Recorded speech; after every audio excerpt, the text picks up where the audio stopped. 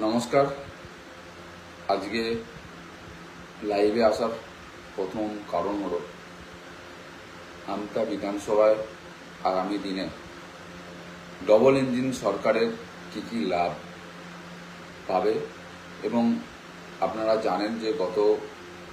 সপ্তাহে এই সপ্তাহে আমি সোম থেকে বৃহস্পতিবার দিন বিভিন্ন কেন্দ্রীয় মন্ত্রীদের সঙ্গে সাক্ষাৎ করেছি এবং ওনাদের কাছে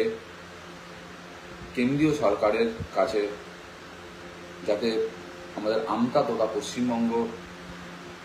মানুষ আমাদের ভারতমালা প্রজেক্টের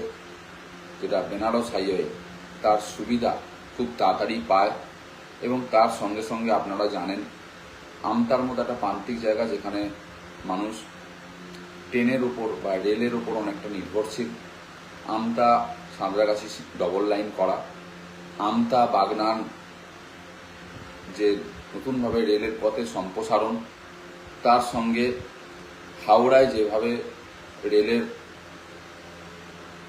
পৌঁছাতে সময় লাগছে, সাঁতরাগাছি থেকে হাওড়া পৌঁছাতে অনেক ক্ষেত্রে অত্যাধিক টাইম লাগছে এবং বিগত 2 বছর ধরে আমাদের সাধারণ মানুষ এর ফল ভোগ করছে বিভিন্ন কারণে। তো সেই বিষয়গুলো নিয়ে আমরা কেন্দ্রীয় মন্ত্রীদের কাছে দ্বারস্থ হয়েছিলাম এবং আপনারা জানেন যে প্রথমে আমি বলবো যে ভারতমালা প্রজেক্টে বেনারস হাইওয়ের কথা, যেটা আমাদের রাজ্যে প্রবেশ করতে পারেনি জমিজট এবং অন্যান্য সংক্রান্ত কাজে,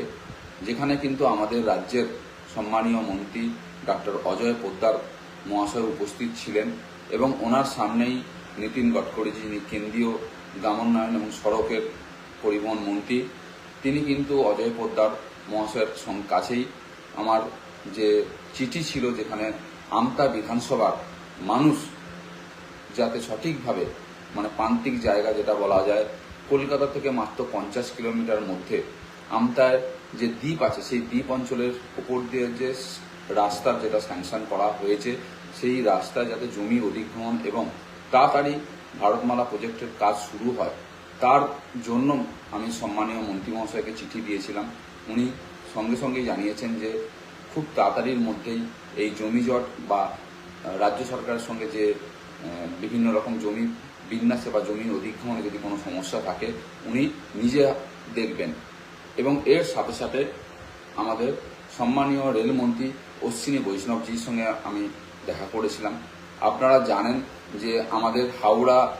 জেলা, বিশেষ করে বাগনান স্টেশন, যেটা একটা অমৃত ভারত রেল স্টেশন নামে পরিচিতি লাভ করেছে এবং